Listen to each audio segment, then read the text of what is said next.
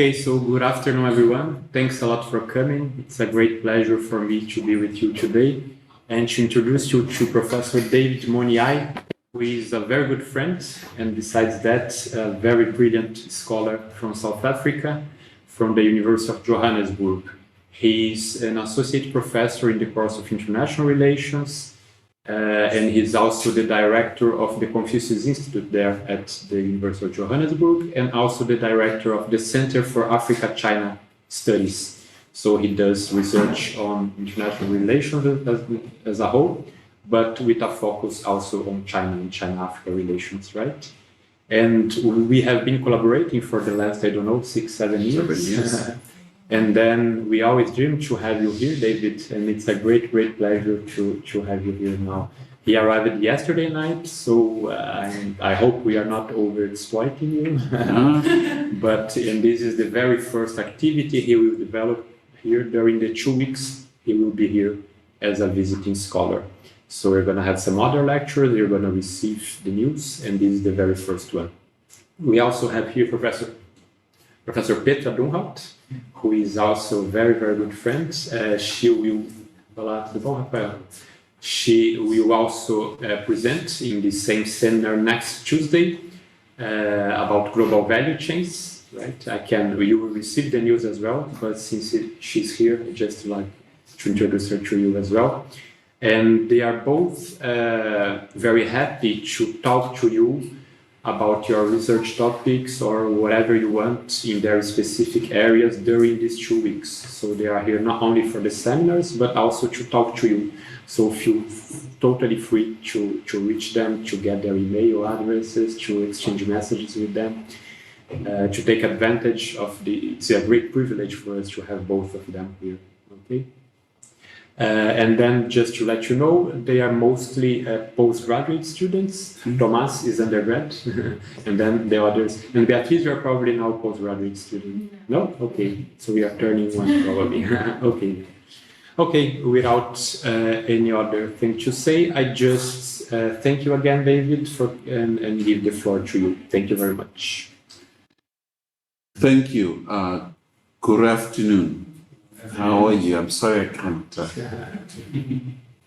I think Professor Bruno has introduced me. I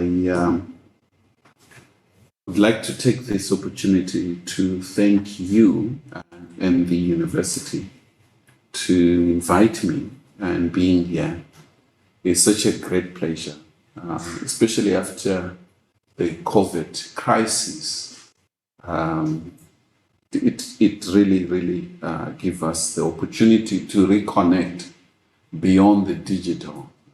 There's always been digital in the COVID era. And yesterday I came on our national airline that was going down. Now it's reopening, and reopened the Johannesburg São Paulo route. So I was one of the first passengers. It was such an excitement in the flight to come back. Instead of going to Doha, then connect to São Paulo. So I think we are more expecting more Brazilians. I've seen a lot of Brazilians in South Africa, and coming here, I saw a sizable number of South Africans coming as well. So I think the spirit of this talk that I'm going to give is just to look more on Africa and Brazil relation. I'll have a little bit of the historical part, elements, and key areas that I'm going to look at. I hope you all follow me. I know my Portuguese is very bad. So if you don't, I'll try by all means to slow down, but not you stop me at any moment, so it's not like an official. We can relax a bit in our conversations. If you look at the history of Brazil and Africa, they sit on opposite sides of the Atlantic Ocean, but their connection goes beyond the geography that we all know. The heritage and the heritage, particularly among people. And I'm always fascinated when I travel, I tell people that outside Africa, Brazil has the largest number of people with African ancestry, with African heritage. I think Brazil is number 2 after Nigeria with people of African ancestry. So that is a huge issue from an African perspective. But that relation, it goes just beyond the race question of having black people. It goes to the politics during the struggle against apartheid in South Africa. Brazil went through a dictatorship, but progressive forces within Brazil were much connected to our struggle, including President Lula. So you get a flavor, even in my presentation, that we're much more in South Africa, in Africa, more leaning towards Lula when it comes to Brazilian politics in general. It has to do more with his history in trade union and the connection with our struggle that he fully supported throughout. So that connection is quite strong. I understand that dynamics, as the case with South Africa, you come with certain perception of South African politics, but when you meet South Africans, you get to learn even more. So I was fascinated when I landed in São Paulo talking about Lula. So I get a mixed view, which I fully understand and appreciate. However, I thought I should just mention the dimension why South Africans and why more Africans are pro-Lula, and the history is to do with his politics. So when it comes to the population, I don't know these statistics, the 109 million people with the history or ancestry, heritage of Africa in Brazil. And when it comes to President Lula's first administration, he addressed one of the region in Africa, which is ECOWAS, the West Africa. And in that address, in one of his visits to Africa, he was quoted saying, "Brazil will not be what it is today without the participation of millions of Africans who helped build our country." President Lula invigorated Brazil's Africa policy. He added 20 Brazilian embassies in Africa and toured more than 27 African countries and strongly pushed Brazilian companies towards Africa.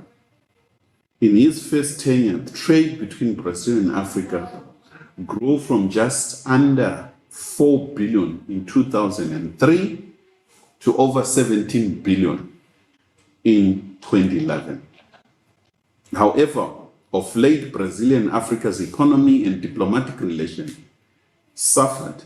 In 2021, the value of trade between the two sides was mere 7.4 billion, from 17 billion to 7.4 billion. I think it had to do with a number of factors, the COVID crisis and the position of the previous president in this country that was not that strong when it comes to Africa. I'm open to be challenged on this, should those think otherwise. As a matter of fact, amongst BRICS countries, Brazil has the least amount of trade with Africa. So that's a worrying factor that South Africa, as a member of BRICS, we have less trade with Brazil, while we have so many things in common in terms of our economic outlook, agriculture, huge land, beyond agriculture, the service sector. We need oil. We don't have oil in South Africa. We've discovered oil.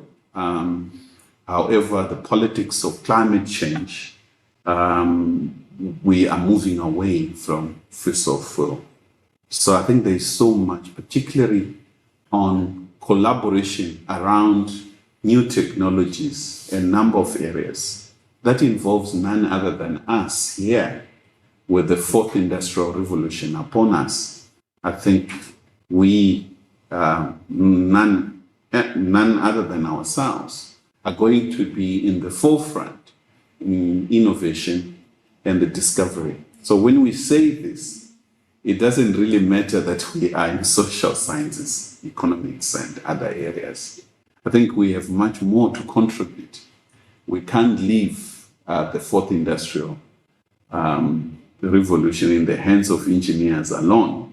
I think we are supposed to play a critical role ensuring that we have a human-sensitive technology and not a robotic world that is going to have challenges in our society. We have norms and values that are critical and to add value in the new innovations and breakthroughs. So I think we have so much in common. Huge population. We are young nations, young in the sense that the bulk of our population, both in Africa and in Brazil, are people who are younger than 15 years old. Compared to Europe, compared to other societies, China, Japan, and others. These nations are aging, they're aging faster. And when it comes to Africa alone, the future, by 2050, it is expected that almost a half of global population will be Africans. Because that's the only continent that is still giving birth in big numbers, and it has land, it has advantage of absorbing should they stabilize the politics as well as the economics to ensure that that huge population that is coming can be catered for in terms of environment and all other factors. So it is important that Africa and Brazil connect much more stronger with an understanding of these dynamics, the past, the present, and thinking more strategically about the future. In what ways can we expand, not just looking at trade and numbers and figures, but going beyond these numbers, social connection, the history, the arts, and a number of other areas outside the statistics of trade, which are important. I'm not dismissing them, but my point is that I think our bond need to go beyond the economics. Some of Brazil's biggest investment in Africa withdraw and close shop in a number of areas, particularly in agriculture sector. There were a number of Brazilian agricultural companies that had entered, and the oil company, they also left Africa in 2020, and another Brazilian concern, according to Professor They, which invested in Mozambique coal sector, also quitted in 2021, pulling out in their biggest investment in Africa. Brazil is a Portuguese-speaking country. In Africa, we have 3 Portuguese-speaking countries: Angola, Mozambique, and Cape Verde. And I think that's a link, even though we try by all means not to emphasize the colonial dimension, but we cannot dismiss even the fact that colonialism, particularly in Africa, whether they're the English, the French, they've left a huge legacy, which is the language, which is strong up to now. So you can't dismiss the Portuguese in their colonies. So there is a network of Portuguese-speaking countries that Brazil is connected on the African continent, and that is the linkage with Africa that plays a critical role. Rafael is from Guinea-Bissau. Guinea-Bissau, yes. Pleasure meeting you. In principle, yes, I've been there in passing. Thank you. And when we look at the relation between Brazil is also the question of the South-South cooperation. The South-South cooperation is quite critical and quite important. In the history, international relation, particularly in the post-1945, where I think we've seen the rise of the so-called third world, and Brazil was in the forefront and remains in the forefront. Most of the theories of global South or third world come from Brazil. The Dependencia school of thought, was born in this part of the world and is quite huge. Even now, there is that resurgence of the Dependencia school of thinking. And therefore, other platforms where Africa, particularly my country, South Africa, has more in common with Brazil is in the G20 and the BRICS countries. And I think we cooperate a lot within the ambit of the United Nations on core issues, whether it's climate, it's health, and a number of other trade-related issues, addressing core issues, the question of inequality at a global level within international relations. I'm from international relations, so I am much more vested with this issue that the system we have, born after the end of the Second World War, led by United States and the developed countries, it's a very unfair system, unequal and repressive, undemocratic, and not involving the majority of people in the world. Whether you look at United Nations Security Council, there is, with due respect, Professor, from Europe, there's over-representation of Europe. And if you look at power at the moment in the world history, a number of countries in Europe who are members of United Nations Security Council, their economic size is no longer as big as it was in 1945. So the call by developing countries that we need to relook at the world we live in, and we look at the ranking of countries. Take a country like China, is much more bigger than Germany, bigger than United Kingdom or France. However, when you look at the shares these countries have within IMF, you see that China has smaller share within these bodies, while these other countries have much more shares and more voice in core issues of development. And it is in that kind of framework that, particularly in WTO, these debates are much more intensive.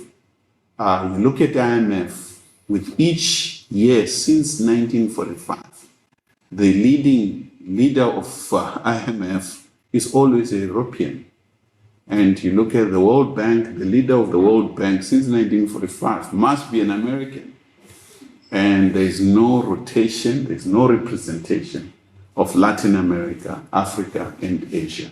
So I think these are core issues that the United Nations Security Council must be reformed. We must have representation of Africa, Latin America, and addition of Asia, whether it's India or any other countries in that part of the world, to have a balancing of membership of United Nations Security Council and representation of these core institutions and agencies of United Nations. So that battle is ongoing as it stands with the war in Ukraine, with what's happening in Gaza.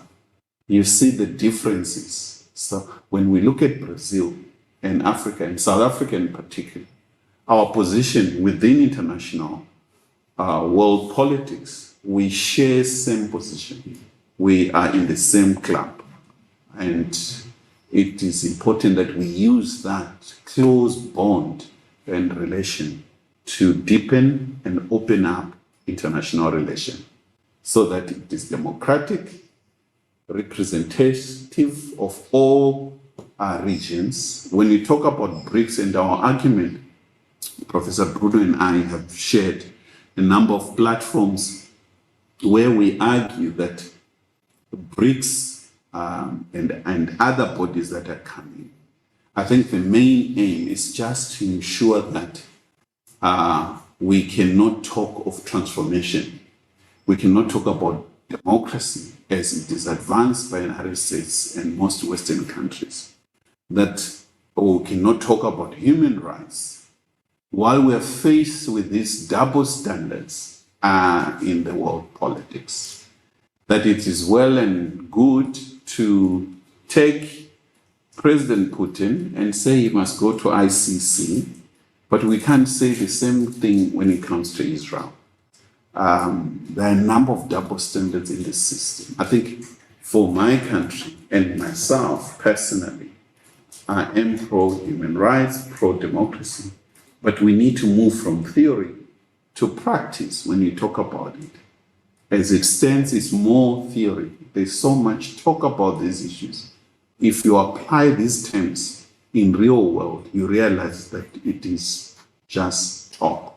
So in our relation with Brazil, we insist that we play a catalytic role in advancing this progressive agenda at a global level.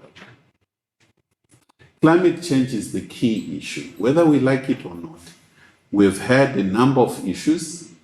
I believe while I was in transport from Sao Paulo to here, I'm told that you have had, what do you call it? Sandstorm, which like in Arab countries, which is unheard of in Brazil. We in South Africa are becoming like Europe. We are having snow, something that is not known in Africa. Every winter is turning into snow. It's a good sight. But it's getting more colder, much more cold than we think.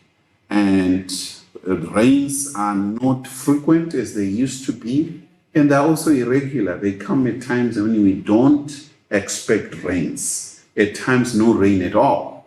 So climate change is no longer an issue of elites talking about. It's something that is affecting us. And I think Brazil is also affected. And it takes us, when it comes to the talk about climate, that we advance a progressive agenda within these discussions. I think the core word that is being talked about is the question of just transition, the just transition. That the argument by developed countries that all of us need to start in a marathon at the same level, it is an unfair view when it comes to climate change. As much as we are affected, we did not pollute the world in the same way. The developed countries damaged the climate more than us. We in Africa as a whole, with 1.4 billion people, we only polluted the world less than 3%. The bulk of pollution in the world was done by the developed countries. And therefore, there should be a just way of managing, but thinking on what I've spoken about in terms of technologies, the technologies that are coming to replace fossil fuel and the like. We have to ensure that we don't rush into climate change issue blindly. We have to do it in a way that we are in the forefront of producing these new technologies. Because the fear we have is that after climate change question, the inequality in the world will be much worse than it is now. Because those who are advancing climate change, they're in the forefront of bringing new technologies, and they force us to use those technologies. It's becoming more expensive, and it makes us unable to develop. It's an argument, I've forgotten the author, who wrote the book called Kicking the Ladder. Yes, I'm glad to hear that it's common here as well.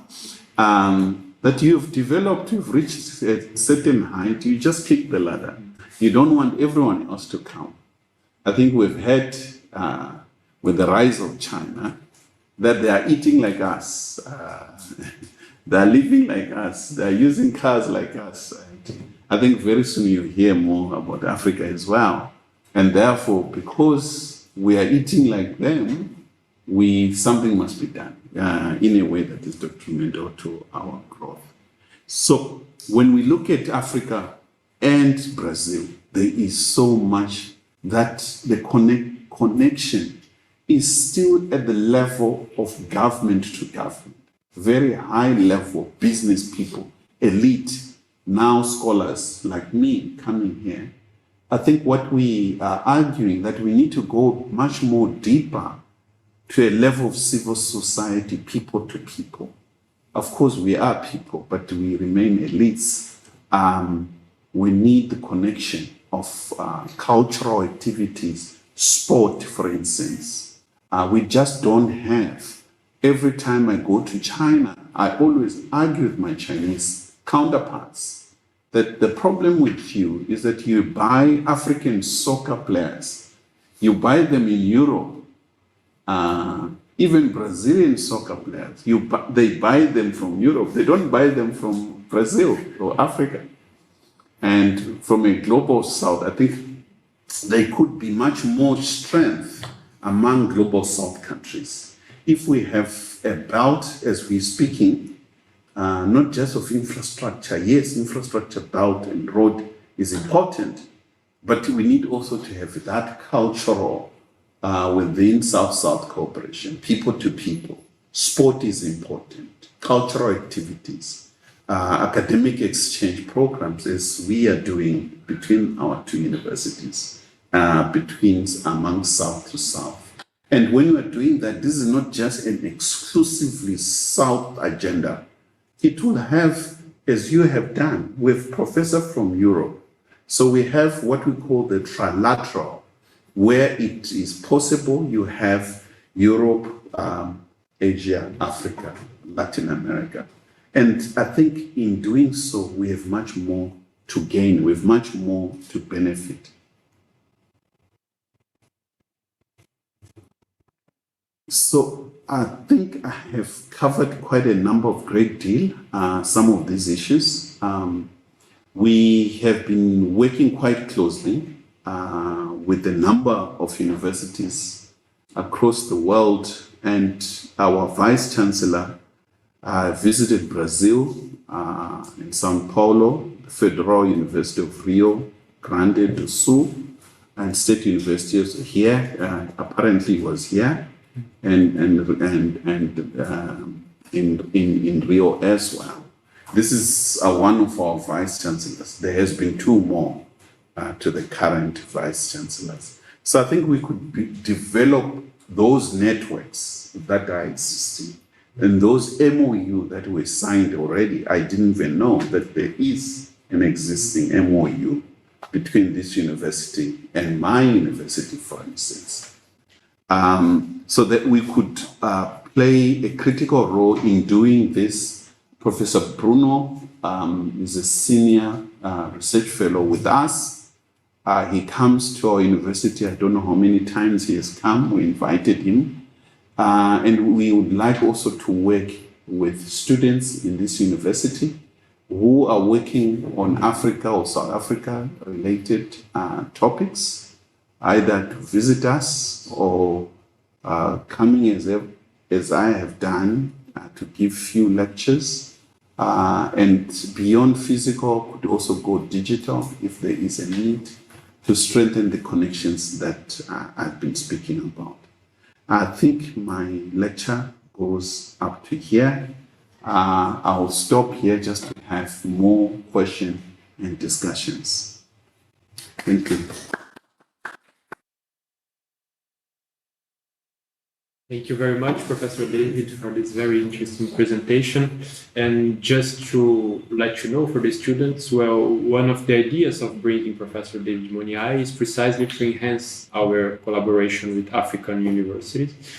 As you know, it's a shame, but here at the School of Economics, even if we have a different course, an alternative course in regard to mainstream, we must admit that we know very, very few about Africa. It's a shame, and I include myself in this lack of knowledge.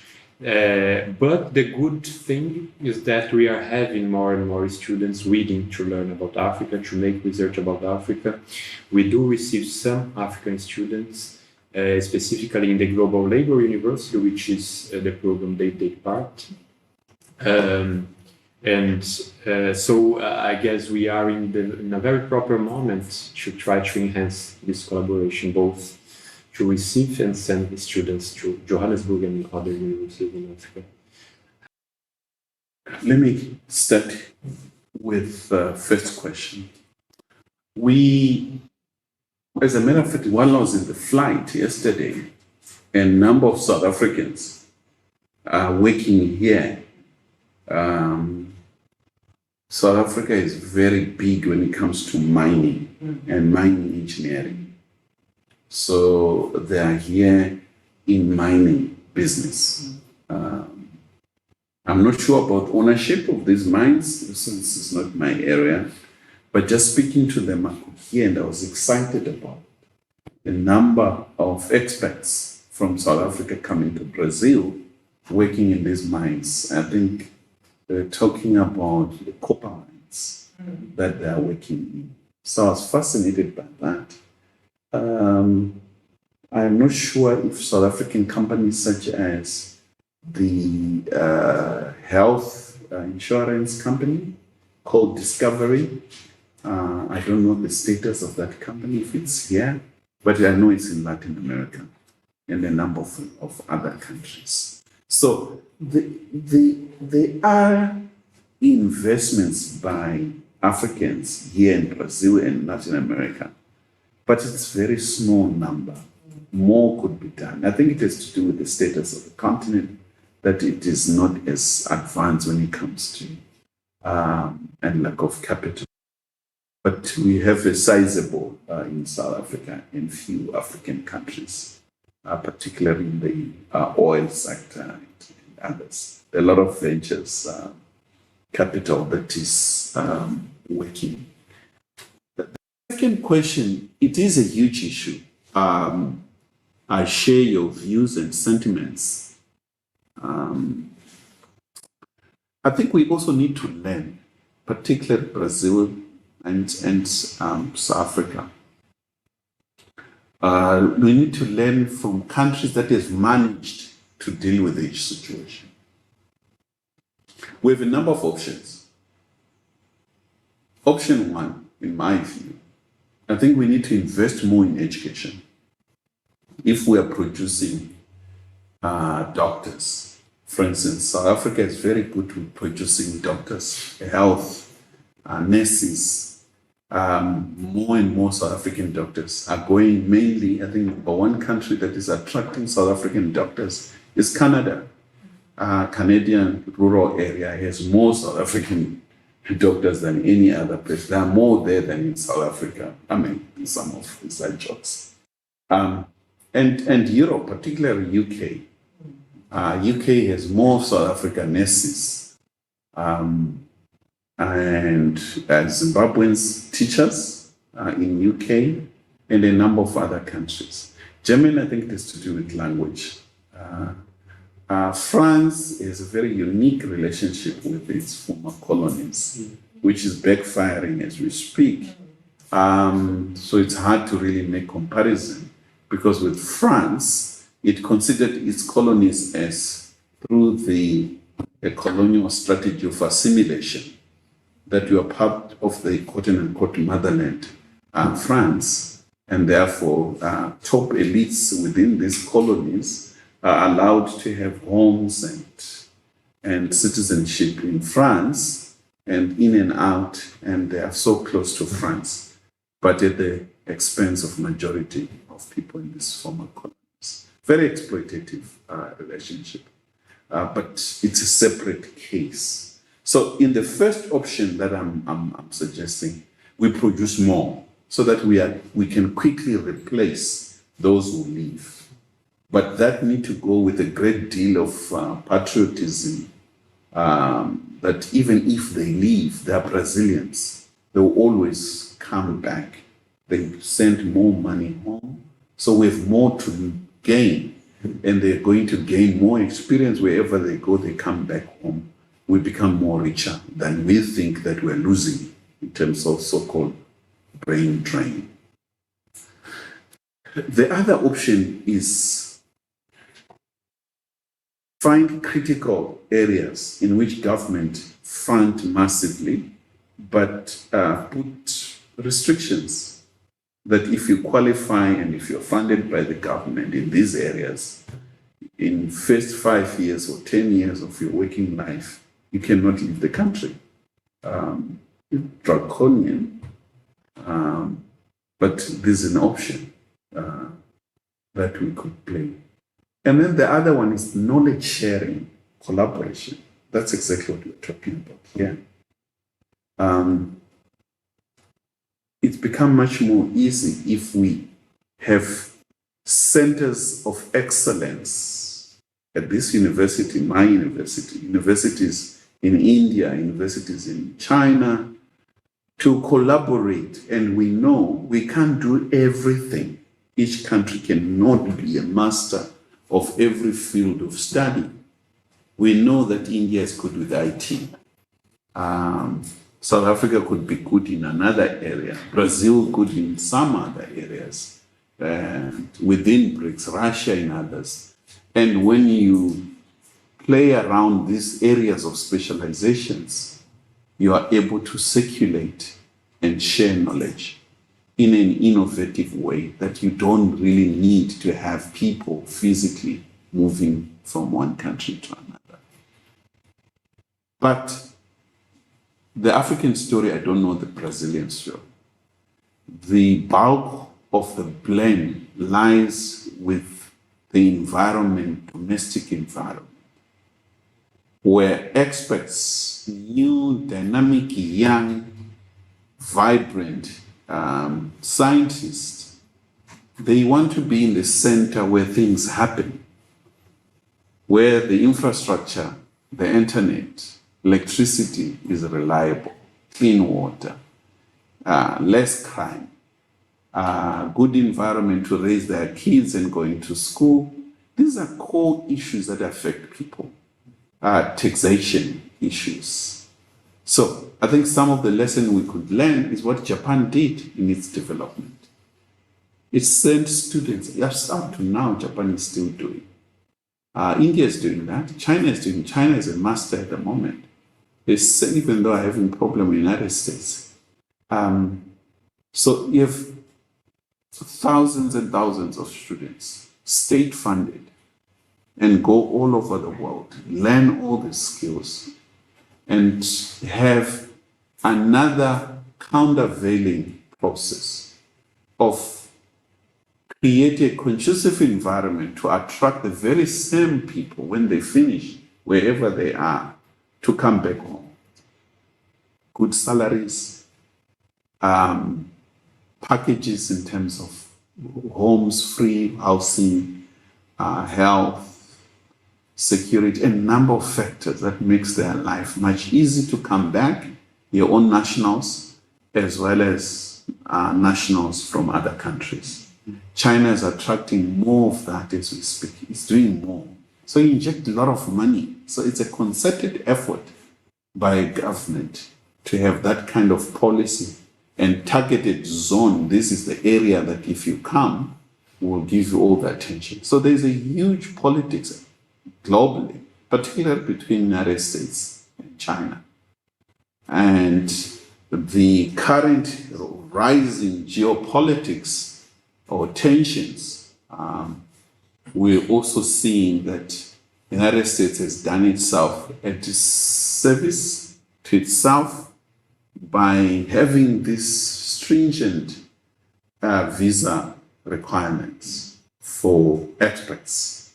So it's a blessing in disguise. I always say to African scholars, African experts, say, we love Trump for a different reason.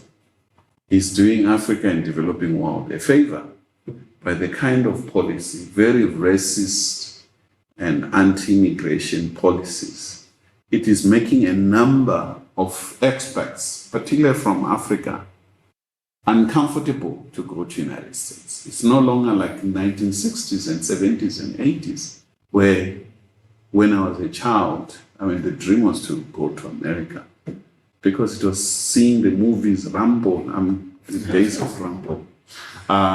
We watched Hollywood movies and we always wanted to be in America.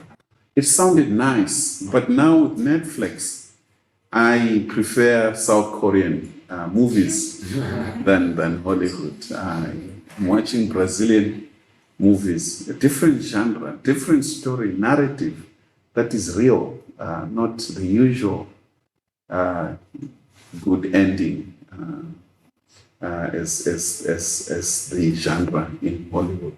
I think we need to work hard in ensuring that the brain drain question is addressed.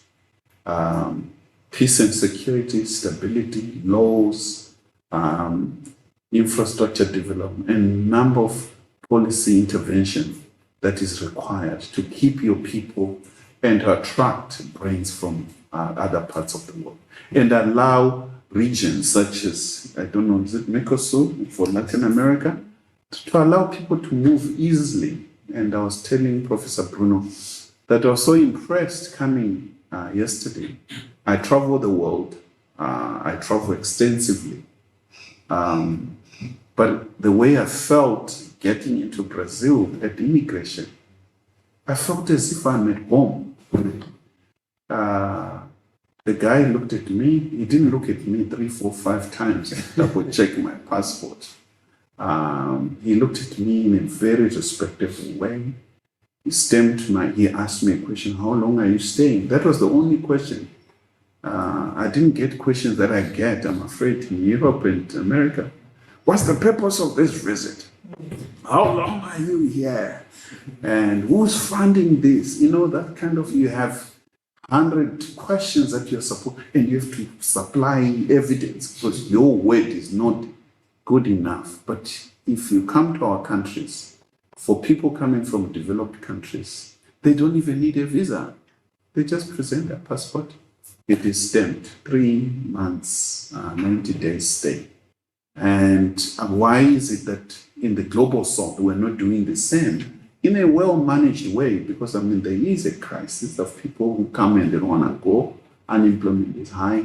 And we manage immigration issues, but it has to be done in a humane way and dignity of people, regardless of where they come and the color of their skin.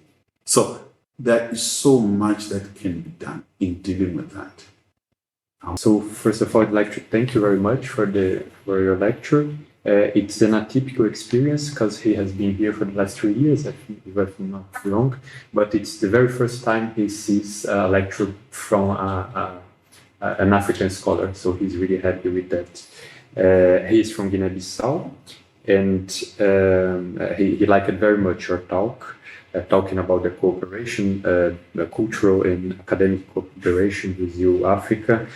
He can say that Brazil is one of the countries in the world which has space for African students, mostly for Portuguese-speaking countries, but not only.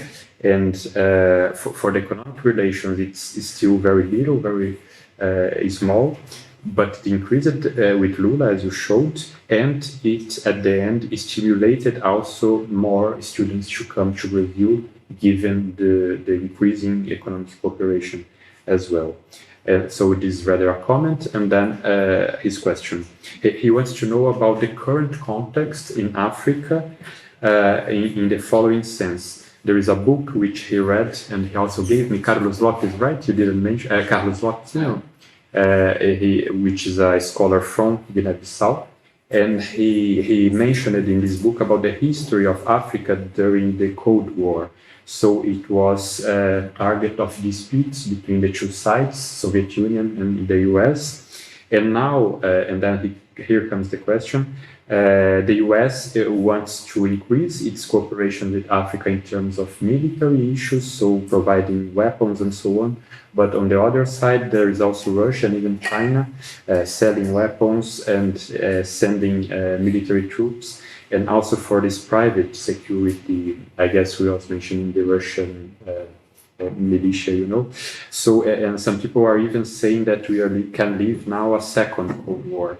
So he wants to listen you a little bit about Africa in this context, in between Russia and the US. And final question, Brazil within this context. Because he knows that in Guinea-Bissau, in some other countries, there are Brazilians which are taking part in the formation of policymen there in Africa, but he has no other information about military cooperation Brazil-Africa. So, well, summing up, the question is Africa in the current context is in this new Cold War, and the role of Brazil in this context. This is the question. I don't know how much time you have. You have touched one of my core areas that I study and follow quite closely. I try not to go deep there because it's quite fascinating. It's ongoing, and most of the information is not yet written, but it's through observation and other methodology. Yes, there is an emerging Cold War.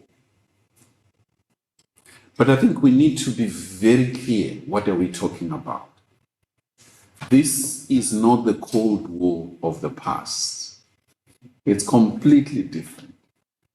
And different in what areas, similarities in what areas, in terms of our comparison. I think the moment we deal with this conceptual understanding, a deep understanding of what's happening, it becomes much easier to explain the phenomena that you are talking about in different African countries, or the newspaper pieces that are written. At times, some of them have no basis, it's just writing. But yet, my understanding of the Cold War. The Cold War emerged as we know it through the writing of a US diplomat who was in Soviet Union then in 1947 in Moscow after the end of the Second World War. His view was that as much as the United States and Western world was fighting Hitler jointly with Stalin and the then Soviet Union, there were, in 1947, there were warring factors, the so-called the X letter, which was the basis of the Cold War. That when you look at the Soviet Union, according to this diplomat, the United States must be very careful. It must rethink its relationship with Soviet Union, because Soviet Union wants to colonize, wants to spread its ideology of communism all over the world, surpassing United States and Western countries, liberal capitalism. And that argument gained grounds. And what did we see? We saw the Marshall Plan in Europe. Europe, with the devastation of Second World War, United States injected a lot of resources to rebuild Europe. Yes, economic factors drove United States to have the Marshall Plan, but I think the major driving force was fear of communism.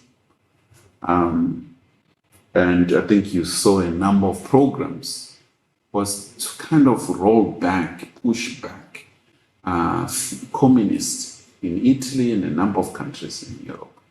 And with later years in the 60s, even in Africa and others. It led to the killing of Lumumba in the DRC today.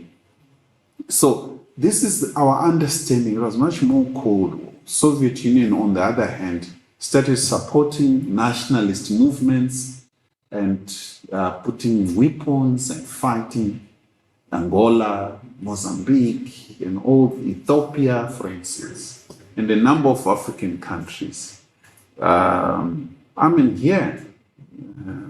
Dictatorship and other areas, the fear of trade union. This country is not far-fetched from that part of package of a global fear of communism. The United States taking hard stand. In Chile, it was worse. Pinochet and others. In Argentina, it was worse, and other areas. Latin America suffered even more than Africa. So that's Cold War. It was ideological. It was clear, black and white as in colors. You can fast forward today. Can we say we're in Cold War? In the same sense as the past? My simple answer is no. We're far from it. Professor Bruno and I are privileged. We've been to China. I don't know with him. I've been to China more than 30 times. I really don't know if we can call China a communist in the truest sense. I don't know your views. I mean, China Communist Party maybe. Mm-hmm. But when you look at society, the economy, it's much more capitalistic than United States. Mm-hmm. So the ideology element, even China movement in Africa, I don't know about Latin America, I don't see any advancement of an ideology. Instead is the advancement of capitalism, products, competition, new cars. I was speaking to Prof about new vehicles. China is now really on the verge of beating Germany, if not beating Germany already, when it comes to new vehicles, electronic cars and vehicles, EVs, and in a number of products. It does, with this kind of quote-unquote madness, massive injection of new products that are coming, and it's leading.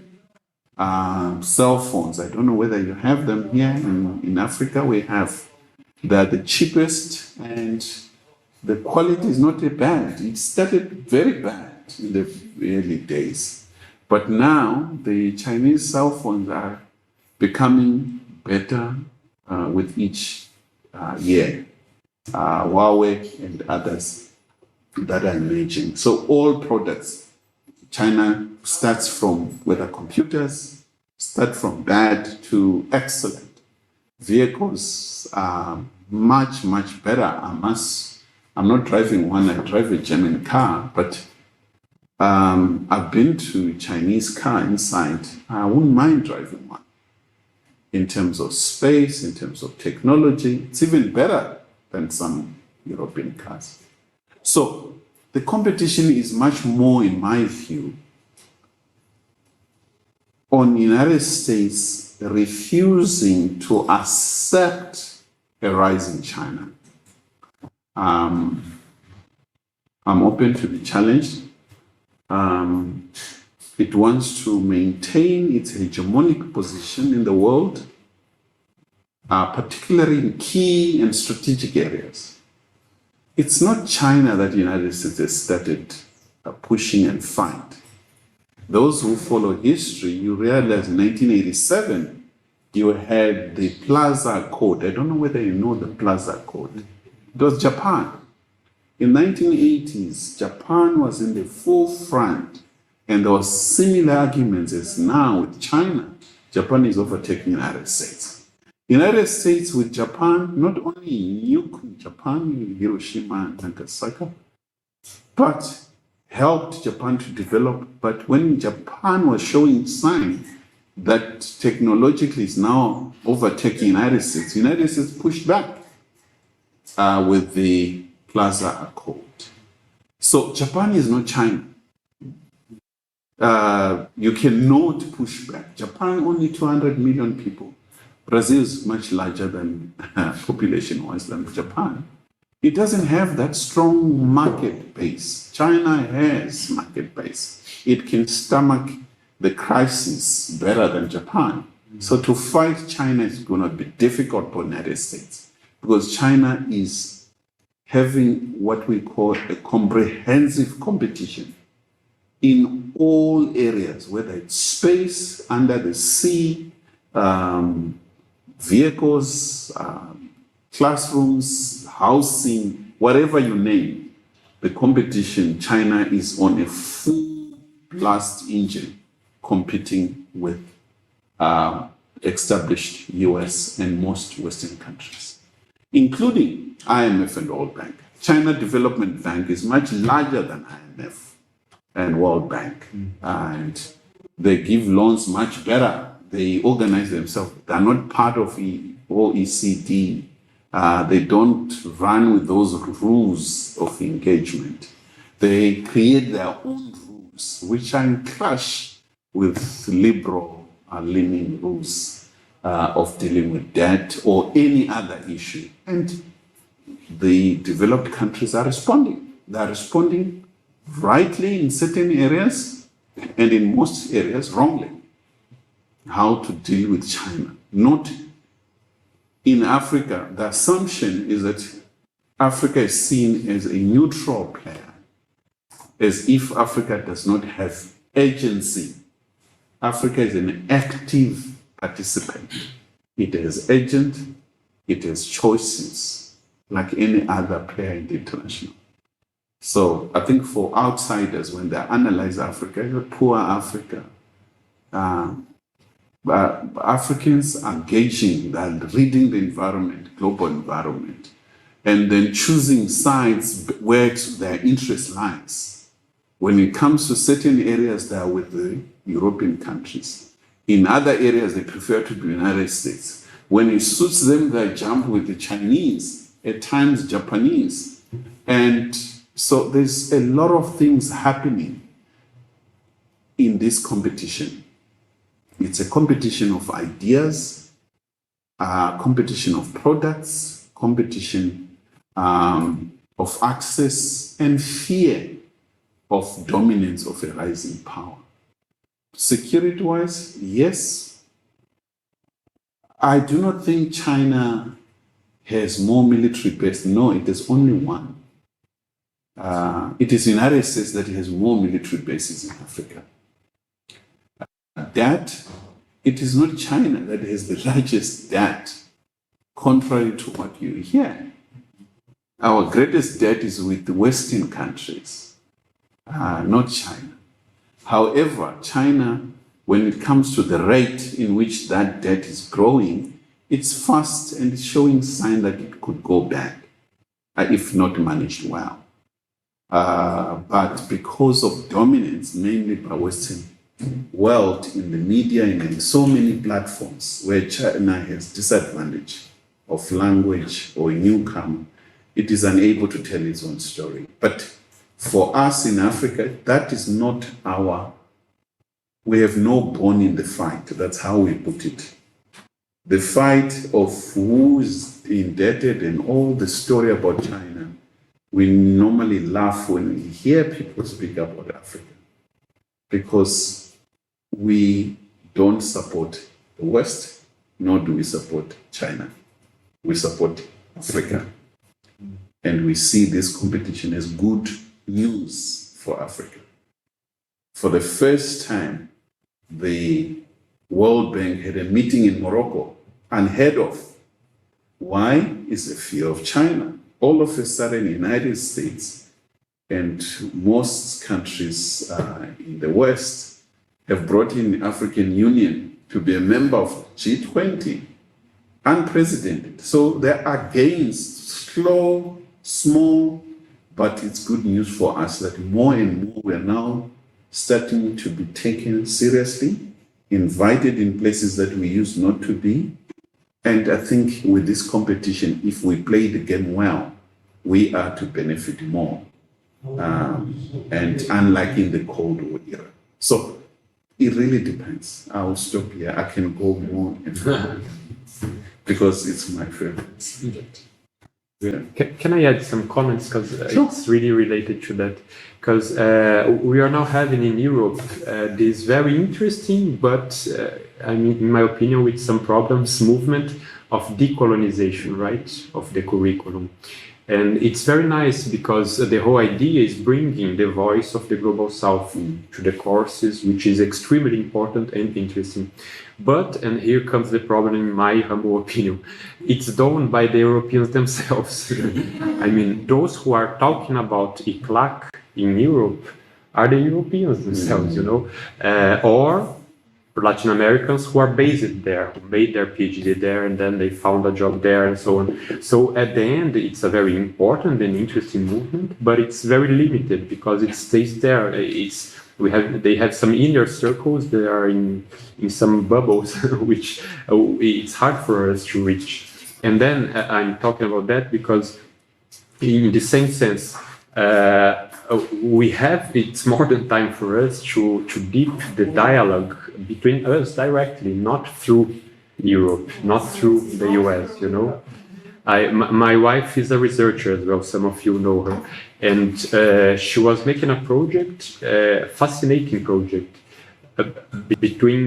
because she studied Amílcar Cabral, so the leader of the independence in Guinea-Bissau. She did her master on that, and then she's making a project now to study the dialogue of Paulo Freire, the Brazilian educator, with Amílcar Cabral. They didn't meet apparently in person, but Paulo Freire has gone to Guinea-Bissau and he has seen the experience of this Amílcar Cabral and the revolution and so on. And so it's fascinating to see that it's possible, obviously, to have this direct dialogue between us, not intermediated, I repeat, by the Europeans, you know. So this is something which it's easy to say, but it's hard to do it completely. So it's rather a comment about something that we really have to engage on, to be engaged on. But I think it's a question, issues that you have raised are real. Things are getting better in Africa, but at the same time, progress is not linear, it's zigzag. We make a lot of gains, and then all of a sudden there's a reversal in certain areas. So it's constant, that zigzag. In Central Africa, Niger, and all these former French colonies, there is so much talk about Russia. It's nothing to do with Russia. Anyone who talked about Russian mercenary, what do you call them? Yeah. Wagner. It's just talking bananas. And what's happening in these countries has nothing to do with Russia. Maybe Russia is taking advantage of what's happening on the ground and put a bit of propaganda in the writing and media, but it's not more than that. These are internal issues of these countries and the negative role that France has been playing in Africa. But there are other issues that are at play. So our understanding of the events in Ukraine, the pipe that was blown, involving Russia, the pipeline going to Germany, oil. You can't dismiss all what's happening there. It has direct link with what's happening in Africa. For instance, in Niger, why the coup in Niger was quite heavy. After blowing that pipe and all sorts of things happening in Europe, Americans and the EU are developing a gas pipe from Nigeria to Europe via Niger. It's called the Sub-Sahara Pipeline. So the coup becomes a danger to that project. That's why the Americans have reached a level of even undermining their ally, France. they're doing business with Niger military dictators who will come into power. But listen, we understand. If you look the other side, don't touch the pipe. We won't go hard on you. It's okay. It's business as usual. Its only thing is that our fellow France friend, just get rid of them. It's politics at its highest level. That's what Americans do, high politics. But there's another element where Brazil, Africa need to come in. It's the control of what we call critical minerals, the rare earth, lithium. I mean, Brazil is big in that area. Africa is big. So the new tensions are coming in these areas to a level of causing conflicts in certain areas, particularly countries that are much more weaker and poor in Africa and have massive. When you talk about the Belt and Road Initiative and the role of Chinese, the Chinese are controlling these strategic minerals in Africa because they were the first movers. When Europe was leaving Africa, abandoning Africa, the Chinese came. When buying these minerals, mines in Zambia, for instance, the British just left and they were cheaper, easy. They made massive gains. All of a sudden, the Europe and America have woken up. They're coming, rushing, going back to where they have abandoned, and competition is stiff. The Chinese are building rail and other infrastructure. Now, for the first time, the United States and Europe are also building, about to build, I don't know how successful they'll be, a railway line from Zambia to DRC and Angola. It's called Labito Corridor. But the funny part of the story is that this rail goes where minerals are, to the sea. Same colonial pattern. At the same time, they're criticizing China while they're doing the same. Fascinating developments, if you look at it. Directly to your issue, yes, there are challenges of funding. Anyway, just to disclose, my own funding is Brazilian government, which I'm very grateful to be able to be here. I think if you search within South African government, there's a little funding. It depends with the field. They tend to be very biased certain field, science and other areas. I'm not sure about students, but more on professors or joint ventures, particularly on key areas or gender areas. I think you can get funding even in South Africa if you search and find people. If you speak to Professor Zondi, he might also, because he is much more plugged in some of these funding areas. But the area that is emerging funding, and my advice is the BRICS funding, BRICS University, BRICS funding. Your ability to ensure that your topic does not become a one-dimensional, but a multifaceted, that you have an element of China, an element of Africa and Brazil, you widen your funding access. I don't know, here in Africa, we are pretty innovative. If you follow the money, you follow the money. So you need to attract the funders, that even your topic is in line with the areas in which they are interested in. So your ability to do that, I think it will help you to have, reach certain areas where there's more funding. But if you want to come to South Africa, you're free. There are issues like here, crime in certain areas, but it depends where you go and who the people you go to, and they will be able to tell you these areas are good areas, these areas don't go. Your ability to stay within research, I think you pretty go freely, do your work and leave safely with no problems. And you should be able to go to certain countries such as DRC, in and out, Zambia with no problems. Ethiopia, you can go and out with no problems. But you won't go where there's open conflict. So yeah, all the best. Good luck. Mm-hmm. Russia economy is very small compared to most countries. It's big in weapons and the heritage of Cold War, then Soviet Union. Nuclear and technology, big in ocean economy, or what we call the blue economy. There's so much that is happening in those areas. But trade-wise, it's just small, very small, tiny, that even those who argue that Russia is getting into Africa, they're just talking bananas because numbers don't correspond. There is an opportunity for it to gain ground with time. I haven't checked. I think Brazil might have more economic activities in Africa than Russia.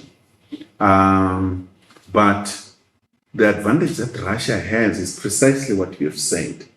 It is strategic relationship with nationalist movements using history in the past to regain leverage in Africa, given the history that we have with Soviet Union. They trained our people in the struggle. They sacrificed as much as the Chinese during the liberation struggle. So it's so hard for Africans to just ignore Russia. It's an important player. Wagner and militia activities, it's so easy because for Russia, it's a comparative advantage.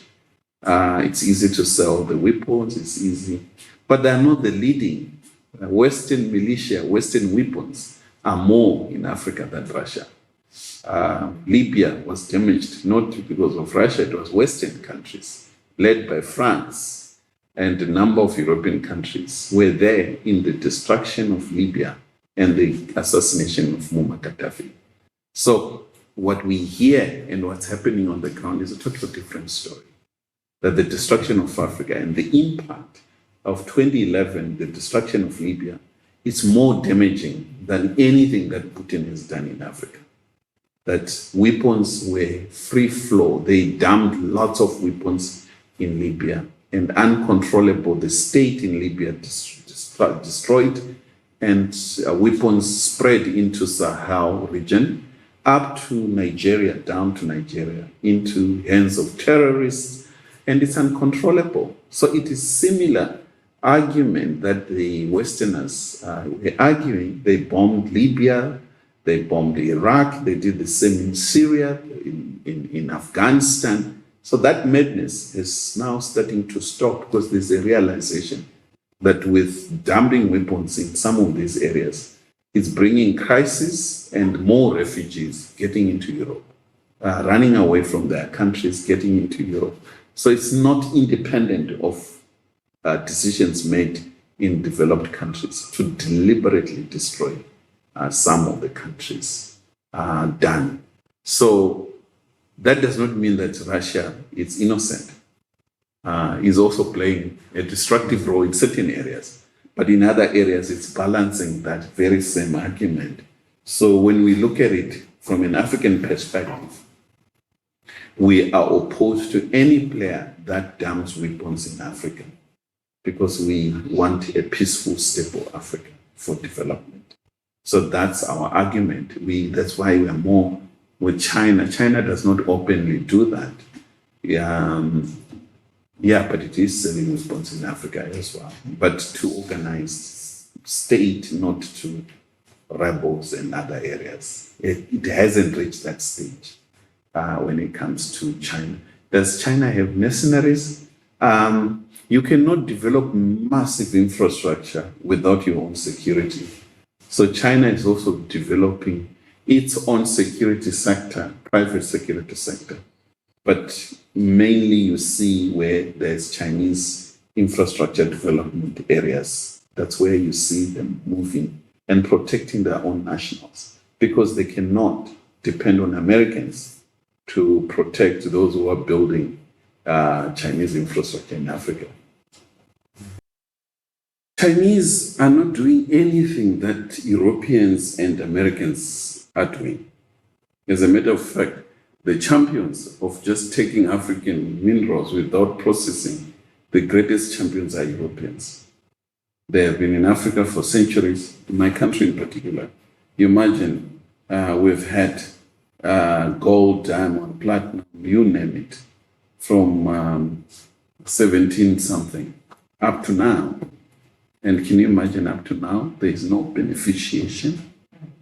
We don't do any beneficiation. A big country like South Africa. Diamonds, we are one of the biggest diamond producers in the world, beaten by Russia. But we're very close to Russia. But we don't even have any diamond cutting. Diamond cutting is in Belgium, a country with no minerals, and Israel. So I think the Chinese are doing more or less the same. However, we have seen a bit of change on the thinking of the Chinese in their competition with the Western countries, particularly when it comes to lithium. They've started doing it in Zimbabwe, Argentina, and three more, Nigeria and Namibia, where they're now doing the beneficiation of lithium in the country where they're mining these minerals. So the reason for China is to beat Westerners because they are leading in electric vehicles. So they want the batteries to come from the countries that produce. So they have an advantage. Those countries prefer the Chinese than Westerners who still want to take raw material out of the continent. So it's quite fascinating development that is starting to emerge. Whether it's going to be practical, I don't know. But the Zimbabweans are saying, when it comes to lithium or rare earth, we're not going to sell in raw form, raw material. We want anyone who invests in these strategic minerals to do beneficiation in our country so that we don't export jobs, technology in our country and benefit our people more. Infrastructure development, people-centered mining sector, a lot of civil society involved, a lot of people, and a lot of focus on these minerals that even Americans are starting to think differently how best to play the game and change this colonial pattern of mining, which has been there for centuries, particularly in Africa. I don't know about Latin America. The BRICS summit in Johannesburg, and I was privileged because I was one of the delegates. I attended it. So it was fascinating to see history making. I still argue that perhaps the BRICS summit is one of the most significant events since 1945. Because I think the Western media completely ignored it. The first 2 weeks, they ignored it, as if nothing is happening. But they're now catching up to the reality that the world is changing, and it's changing fast. When it comes to power dynamics, the United States remain the dominant power. When it comes to military, for how long, I don't know. But if you see the power of the US 1945 and today, it's no longer the same United States. What are changes? The changes is that BRICS is among the change that is taking place. More and more, unlike in 1960s, 70s, 80s, where we had third world countries and we had the non-alignment movement and group of 77 plus China, these formations within the United Nations were significant, but not as powerful as BRICS. What makes BRICS powerful is that, firstly, yes, China. There is no BRICS without China. I know India is big, and the West is trying to bring tension between India and China. But the reality is that China controls almost 60-70% of the entire BRICS is China in real power. And other than that, there are certain other measurements of power that are challenging the West. Number one, with the joining of Saudi Arabia, UAE, Ethiopia, Egypt, and Argentina. I don't know, Argentina with the elections, I don't know whether it's still in or they're pulling out. November 19th. 19, okay. So we are being told that they want to pull out and certain candidates. It depends on who wins. So I think what will change, one, is that the price of material in the world is now shifting from capitals of the global north to the global south, because 60, 70, 80% of OPEC members are BRICS members. So I do not think that in future we're going to have United States or European countries dictating the price of oil. It will be dictated by the global south through BRICS, with all these countries combined. I think we're going to see heavy competition that the global south, if united, challenging the petrodollar, which was strong since the 70s. So that power is without the petrodollar, the US and the crisis in treasury in America. I think we're going to see dynamics, things changing quite drastically, forcing United States to think before acting as it used to do, and really taking global south quite serious. So we're going to see changes in a cooperation in a number of areas. Trade, as I've already spoken about, BRICS, because of BRICS, allows me to come to Brazil without a visa. I just land and my passport is stamped. It's the same story if I go to Russia. I don't need a visa. I just stamp. We're still having problem within BRICS itself. We haven't allowed Chinese. I don't know about Brazil, whether they've allowed Chinese to have visa. So there's uneasiness among BRIC countries to open up to big nations that such as India and China. I'm not know about India. India is a bit better because you get your visa as a South African upon arrival. But in China, it's even tough to get a visa unless you are a scholar, business person. There's still a lot of restrictions there, which is a contradiction within BRICS itself. But in a number of other areas, we see BRICS countries having an upper hand. Technology in key strategic areas, we see the power shifting gradually, trade. And if you look at BRICS countries compared to G7, G7 is much more smaller in terms of GDP. BRICS is much more higher. So the power of G7, it's just the name. In real terms, BRICS is gaining more and more. With more countries, we're expecting, I don't know in Asia, but in Africa, I think we're expecting Nigeria to join. We've had Mexico is interested to join. And the bigger question you ask yourself, why so many countries are interested to join BRICS? What's attractive about BRICS? What's attractive about BRICS is that it offers more benefits than certain risks. It's also a response to a Western world that has been dictating in the world in terms of so-called rule-based world order. They are the rule makers. We are the rule receivers. So I think the position and contestation of power at a global level, it's within BRICS. I think BRICS will play a major role. When it comes to climate, I think there's going to be more tensions between the developed countries and global south, because the global north will be unable to dictate as they used to. We're going to see very soon in UAE the climate COP28.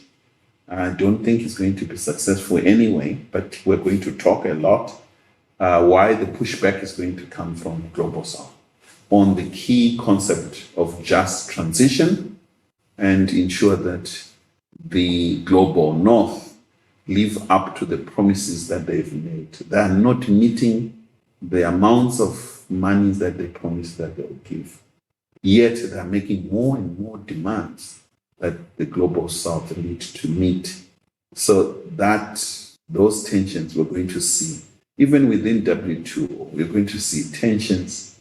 The United Nations, the voting patterns, whether on Ukraine and now on Gaza crisis, you see the already changes taking place. That United States only received about 13 or 14 countries supporting Israel. The rest of the world was opposed to the US position. These are unheard of. So these are some of the changes we're going to start to see. A pushback and tension. I hope I've answered you somehow. Very good. So let's finish here.